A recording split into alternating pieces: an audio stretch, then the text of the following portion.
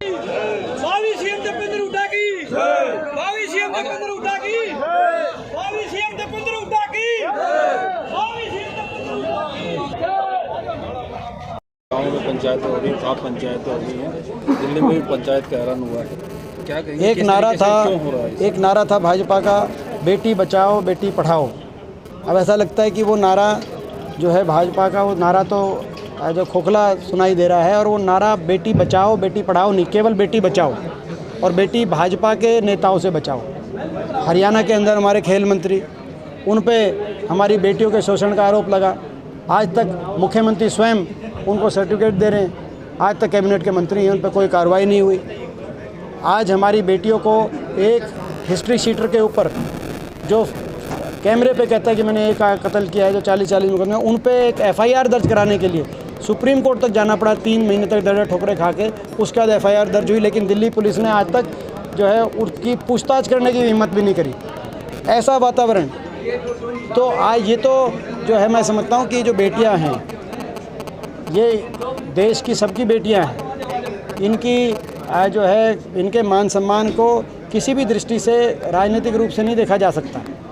ये राजनीतिक विषय नहीं थे, लेकिन दुर्भाग्य है कि सत्ता दल ऐसा लगता है कि सत्ता के नशे में चूर है, और आज जो है वो जो नारे उन्होंने दिए थे वो नारे खोखले सुनाई दे रहे हैं। दो तरीके से घुमाने की कोशिश की जा रही है इस पूरे जंतर मंतर के आंदोलन को, पहलवानों के आंदोलन। एक तो आपकी तरफ मुगली की जाति के अध्यक्ष बनने की, दूसरी तरफ ये कहा जाता है कि महावीर फोगाट परिवार इस स्टेशन को ले आना चाह रहा है, क्या कहेंगे? और एक जाति विशेष से भी जोड़ रहे हैं। मैं कह रहा हूँ कोई भी बहन बेटी, जो भी कहा जाता है, कोई बहन बेटी क्या अपने अस्मिता और अपने सम्मान को दांव पे रख के ऐसा किसी पे आरोप लगाएगी? क्या किसी भाजपा के नेता की कोई बहन बेटी किसी के खिलाफ बिठा देगा वो खुद के अपने घर की बेटी को? कोई भाजपा का नेता एक आरोपी अपने बचाव में क्या कहेगा, इसका अर्थ नहीं है। आज देश के कई मीडिया चैनल उनका इंटरव्यू दिखा रहे हैं, मगर हमारी बेटियों की जो है कहते हैं जो है पुकार को उनको नहीं दिखा रहे। ये क्या हो रहा है देश में? कि देश में ऐसी गुंडागर्दी कब तक चलेगी? ये तो सहनीय नहीं है समाज के लिए, और देश की सरकार को इस पर राजधर्म निभाना चाहिए। दिल्ली पुलिस को इस पर जायज़ कार्रवाई भी करनी चाहिए। ऐसे ही हरियाणा के अंदर हरियाणा पुलिस को उस पर कार्रवाई करनी चाहिए। आज उन्होंने अपनी नार्को टेस्ट से भी मना कर दिया खुले में। ये सत्ता घमंड नहीं तो और क्या है? कहाँ जाएंगे? और ये बेटियों की इज़्ज़त को आप जो है किसी दृष्टि से किसी सारे देश में, हमारी ये देश है जिसकी संस्कृति है हर बेटी की इज़्ज़त। आरोपी व्यक्ति अपने आरोप के लिए, आरोप से बचने के लिए क्या कहता है उससे कोई मायने नहीं है। कभी ये किसी उद्योगपति का नाम लेते हैं, कभी ये कहते हैं कि ये बच्चे इसलिए बैठे हैं कि उन्होंने ट्रायल नहीं देना, या वो ट्रायल से बचना चाहते हैं, डायरेक्ट एंट्री चाहते हैं। कभी वो कहते हैं कि कोई बाबा इसके पीछे है, कभी वो कहते हैं कि जाति धर्म और एक प्रदेश की बात कर ले आते हैं, कभी वो बजरंग पुनिया का नाम लेते हैं, कभी वो मेरा नाम लेते हैं। मैं एक चीज़ कहना चाहता हूँ, जहाँ तक फेडरेशन की बात है, मेरा कोई ना तो रुचि है ना कोई इरादा है। पीछे जब हरियाणा के पद से मेरे को हटाया गया था तब मैंने कहीं कोई अपील भी नहीं करी थी, क्योंकि मैं पूर्णतः हरियाणा की राजनीति में व्यस्त हूँ।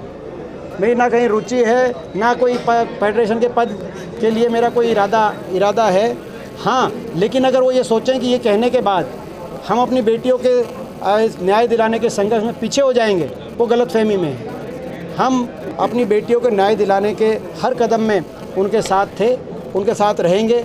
ये मैं समझता हूँ कि इस इस बात को क्या सवाल है और क्या समाधान किया आपने? देखिए, आज जो है यहाँ पर बहादुरगढ़ के अंदर हमारे बहादुरगढ़ के युवाओं ने के साथ एक संवाद कार्यक्रम था। युवाओं के साथ एक संवाद कार्यक्रम का आयोजन किया गया था, जिसमें आज जो युवाओं को चिंताएं हैं, जिसमें मुख्य रूप से आज देश में सबसे ज़्यादा नंबर 1 पे बेरोज़गारी में हरियाणा पहुंच गया। आज हमारी बहन बेटी अपने आप को सुरक्षित नहीं महसूस कर रही। जो वातावरण बना, लगातार हमारी बहन बेटी की इज़्ज़त को जो है उछाला जा रहा है देश में। तो आज ये स्थितियाँ जो है युवाओं को जो चिंताएँ हैं नशे से संबंधित, कि आज हरियाणा प्रदेश नशे का एक हब बन के ऊपर आ गया, और पंजाब से भी ज़्यादा नशे ओवरडोज से डेथ पिछले साल हुई हरियाणा के अंदर। अपराध से संबंधित युवाओं के को चिंता है। तो आज वातावरण हरियाणा में, हरियाणा के युवा के भविष्य को लेकर जो चिंताएं हैं उन पे एक संवाद कार्यक्रम किया गया। और हम यही हमने संदेश दिया कि युवाओं को कि आप 1 साल इंतज़ार करिए।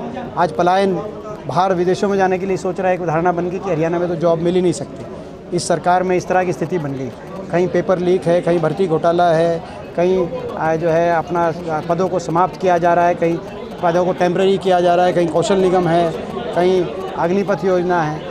आज ना प्राइवेट का निवेश हो रहा है, अपराध, नशा, तो ये सारी चिंताएं हैं। तो हमने सारे युवाओं को कहा कि आप 1 साल इंतज़ार करिए, धैर्य रखिए।